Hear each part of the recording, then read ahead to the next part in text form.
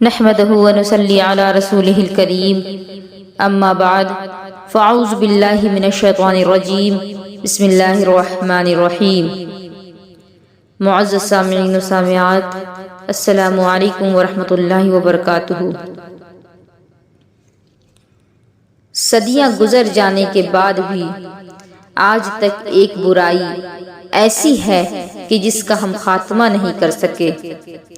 جس طرح زمانہ جاہلیت میں بیٹیوں سے لوگ نفرت کرتے تھے، پیدا ہوتے ہی ان کو مار ڈالتے تھے، زندہ دفن کر دیتے تھے، ان کے پیدا ہونے پر سوگ منایا کرتے تھے، آج بھی بہت سارے لوگ ایسے ہیں جو بیٹی پیدا ہونے پر اپنی بیوی کے ساتھ برا سلوک کرتے ہیں، انہیں مارتے ہیں، انہیں ستاتے ہیں اور اللہ اکبر طلاق تک دے دیتے ہیں۔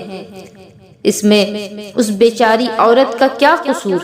یہ تو اللہ کی مرضی ہے، وہ جس کو چاہے بیٹی عطا کرے اور جس کو چاہے بیٹا عطا کرے۔ زمانہ جاہلیت میں جب لوگ بیٹیوں سے نفرت کیا کرتے تھے، اس دور میں میرے آقا علیہ الصلوۃ والسلام نے اپنی بیٹی فاطمہ کو اپنے سینے سے لگا کر کے قریش کے لشکر کے سامنے میرے آقا نے اپنی بیٹی کو اپنے کلیجے کا ٹکڑا کہا اور عورتوں کو اور بیٹیوں کو معاشرے میں سر اٹھا کر جینے کا حق دیا۔ لیکن افسوس، آج بھی کچھ لوگ ایسے ہیں جو بیٹیوں سے نفرت کرتے ہیں۔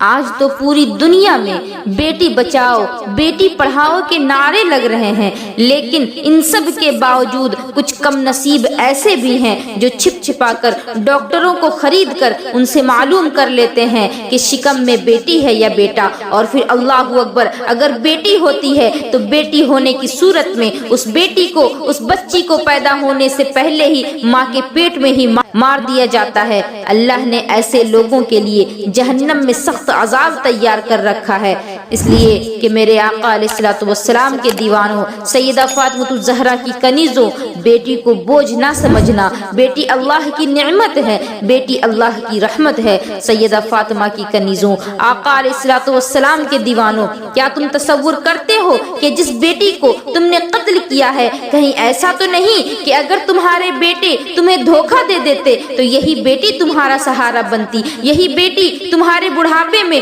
تمہاری مددگار ہوتی؟ قوم کی بیٹی کبھی رابعہ ہوتی ہے، قوم کی بیٹی کبھی عائشہ ہوتی ہے، بیٹی کبھی فاطمہ ہوتی ہے، بیٹی کبھی آمنہ ہوتی ہے، بیٹی کبھی ام سلمہ ہوتی ہے اور بیٹی کبھی خدیجہ الکبریٰ ہوتی ہے۔ یہ سب آخر بیٹیاں ہی تو ہیں، کسی نہ کسی کی بیٹی ہی تو ہیں۔ اس لیے بیٹی کو بوجھ نہ سمجھو، بیٹی کو اللہ کی رحمت سمجھو، بیٹی کو اللہ کی نعمت سمجھو، بیٹی کو اللہ کی طرف سے عظیم تحفہ جانو۔ اور اگر بیٹی پیدا ہو بھی جائے تو ان کے ساتھ کیا سلوک کیا جاتا ہے؟ اگر کوئی تحفہ لاتے ہیں تو بیٹوں کے لیے قیمتی اور بیٹی کے لیے سستا سا کوئی تحفہ لے لیتے ہیں، اور پھر لانے کے بعد سب سے پہلے بیٹے کو دیتے ہیں، بیٹیوں کو بعد میں دیتے ہیں۔ میرے آقا علیہ الصلوۃ والسلام کا فرمان سن لو، میرے رسول صلی اللہ تعالی علیہ وسلم فرماتے ہیں کہ اگر تمہارے گھر میں 3 بیٹیاں ہوں اور ایک ہی بیٹا ہو، میری باتوں پر توجہ کریں کہ اگر بیٹا ایک ہوگا اور بیٹیاں زیادہ ہوں گی تو ماں باپ کو بیٹے سے زیادہ محبت ہوگی۔ لیکن میرے آقا علیہ الصلوۃ والسلام پر قربان جائیں، آقا کریم فرماتے ہیں کہ اگر تمہارے گھر میں ایک بیٹا ہو اور 3 بیٹیاں ہوں اور تم سفر سے واپس آؤ اور کوئی تحفہ لے کر کے آؤ تو پہلے بیٹے کو مت دینا، پہلے بیٹیوں کو دینا۔ میرے آقا فرماتے ہیں کہ بیٹیوں کا دل اتنا نازک ہوتا ہے کہ اگر تم پہلے بیٹے کو تحفہ دے دو گے تو پھر بیٹی کا دل دکھ جائے گا، اور اگر کسی نے اپنی بیٹی کا دل دکھایا تو گویا کہ اس نے مصطفیٰ جان رحمت کا دل دکھایا۔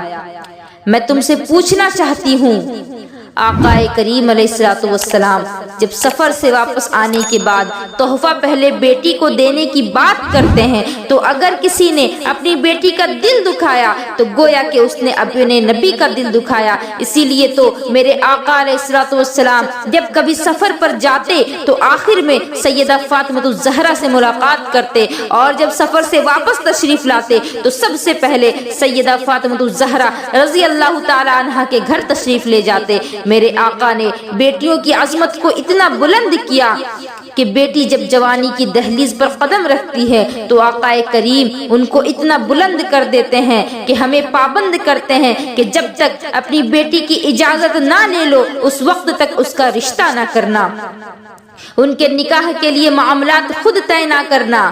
آج اللہ اکبر ہندوستان کے کلچر میں رہ کر کے بہت سارے لوگ اسلامی تعلیمات کو فراموش کر چکے ہیں۔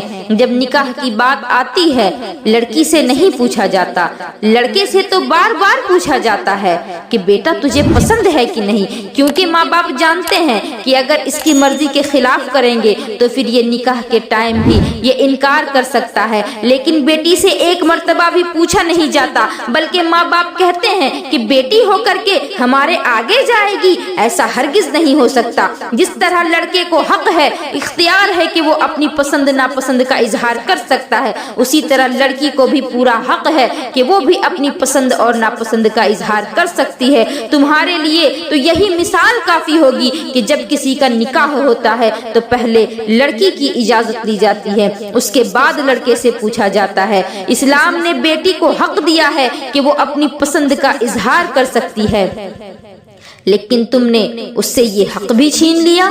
تم بیٹی سے بغیر پوچھے اس کا رشتہ کسی کے ساتھ بھی طے کر دیتے ہو۔ اگر وہ بیٹی نکاح کے وقت اپنے حق کا استعمال کرنا چاہے تو وہ کر سکتی ہے، اسے کوئی روک نہیں سکتا۔ وہ اگر چاہے تو انکار کر سکتی ہے، کوئی اس سے سوال نہیں کر سکتا، لیکن وہ تمہاری عزت کا خیال کرتی ہے کہ اگر میں نے آج انکار کر دیا تو میرے باپ کی عزت مٹی میں مل جائے گی، وہ کسی سے آنکھ ملانے کے قابل نہیں رہیں گے، وہ معاشرے میں سر اٹھا کر کے جینے کے لائق نہیں رہیں گے۔ اسی لیے وہ بیٹی پسند ہو یا نہ ہو اپنے باپ کی عزت کو بچانے کے لیے اپنی زندگی کا سودا کرنے کو تیار ہو جاتی ہے۔ کیا تمہیں یہ معلوم نہیں کہ سیدہ فاطمہ الزہرا رضی اللہ تعالی عنہا کا نکاح اللہ تبارک و تعالی نے مولا علی سے طے کیا تھا، لیکن قربان جائیں ہمارے آقا علیہ الصلوۃ والسلام پر کہ رشتہ اللہ نے بھیجا ہے، اس رشتے سے اچھا کوئی رشتہ ہو ہی نہیں سکتا۔ لیکن میرے آقا علیہ الصلوۃ والسلام نے جبریل سے فرمایا، جب جبریل سیدہ فاطمہ کا رشتہ حضرت علی کے لیے لے کر کے آئے تو میرے آقا تو اس رشتے پر بہت خوش ہوئے، لیکن جبریل سے فرمایا کہ جبریل مجھے اپنی بیٹی فاطمہ سے اجازت لینی ہے۔ جبریل امی فرماتے ہیں کہ یا رسول اللہ، اللہ نے یہ رشتہ طے کیا ہے تو فاطمہ سے اجازت لینے کی کیا ضرورت ہے؟ میرے آقا علیہ الصلوۃ والسلام فرماتے ہیں کہ اللہ نے رشتہ طے کیا ہے، اس رشتے سے بہتر کوئی رشتہ میری فاطمہ کے لیے ہو نہیں سکتا، لیکن میں اپنی امت کو تعلیم دینا چاہتا ہوں، امت کو تعلیم دینے کے لیے میں اپنی بیٹی کی مرضی معلوم کرنے جا رہا ہوں، تاکہ میری امت اپنی بیٹیوں کا نکاح زبردستی کسی کے ساتھ نہ کر سکے، اپنی بیٹیوں سے وہ اجازت لیں۔ مجھے اس کی مرضی معلوم کرنی ہے۔ قربان جائیں میرے آقا علیہ الصلوۃ والسلام کی بیٹیوں سے محبت پر کہ اللہ کے بھیجے ہوئے رشتے پر اپنی بیٹی کی مرضی کو آپ نے ترجیح دی۔ لیکن تم کیا کر رہے ہو؟ یا رسول اللہ کے نعرے لگاتے ہو، نبی پر جان دینے کی باتیں کرتے ہو، لیکن تم اپنے نبی کی ایک سنت پر عمل نہیں کر سکتے۔ تمہیں تو بیٹیوں سے محبت کرنے کا درس دیا گیا تھا، لیکن تم تو اس قدر ظالم بن گئے کہ وہ بیچاری بچی ابھی وہ دنیا میں آئی بھی نہیں ہوتی اور تم ہمیشہ کے لیے اس کی آنکھیں بند کر دیتے ہو۔ مجھے تو حیرت ہے کہ کچھ عورتیں بھی ان گناہوں میں ملوث ہو گئی ہیں اور اپنی مرضی سے اپنی بچیوں کو قتل کر رہی ہیں۔ آج میں ان لوگوں کو یہ پیغام دینا چاہتی ہوں جو اپنی بچیوں کو شکم میں ہی قتل کروا دیتے ہیں۔ یاد رکھو، اللہ نے قرآن مجید میں فرمایا کہ جو بھی انسان کسی کو ناحق قتل کرے گا تو اللہ رب العزت نے اس کے لیے جہنم کی آگ کو بھڑکا رکھا ہے۔ زندگی اور موت یہ اللہ کا حق ہے، اللہ کے ہاتھ میں ہے، ہمارے سارے معاملات اللہ کے ہاتھ میں ہیں۔ تمہیں یہ حق کس نے دے دیا کہ تم کسی کی جان چھینو؟ تمہیں یہ حق کس نے دے دیا کہ تم اللہ کا حق اس سے چھینو؟ اور تم چھین بھی نہیں سکتے۔ اور اگر تم نے ایسا گناہ کرنے کی کوشش کی، اگر تم نے ایسا گناہ کیا تو پھر اللہ تبارک و تعالی تمہیں جہنم کے دہکتے انگاروں کی نذر کر دے گا، کبھی نہ ختم ہونے والے عذاب میں تم گرفتار کر دیے جاؤ گے۔ اگر تم نے یہ گناہ کر لیا ہے اور تمہیں اپنے کیے پر پچھتاوا ہے، تمہیں افسوس ہے، تمہیں شرمندگی ہے، تمہیں ندامت ہے، تم توبہ کرنا چاہتے ہو، تو اپنے گناہوں پر تم پھر اللہ رب العزت کے دربار میں حاضر ہو جاؤ اور اس کے سامنے گڑ گڑاؤ، اس کے سامنے رو رو کر کے معافیاں مانگو۔ ساری زندگی اس بات کے لیے تم اپنے رب کو راضی کرنے کی کوشش کرو، اس کے سامنے گڑ گڑاؤ، اس کے سامنے توبہ کرو۔ وہ توبہ قبول فرمانے والا مہربان مولا ہے، انشاءاللہ وہ تمہاری توبہ بھی قبول فرمائے گا۔ وما علینا الا البلاغ۔ السلام علیکم ورحمۃ اللہ وبرکاتہ۔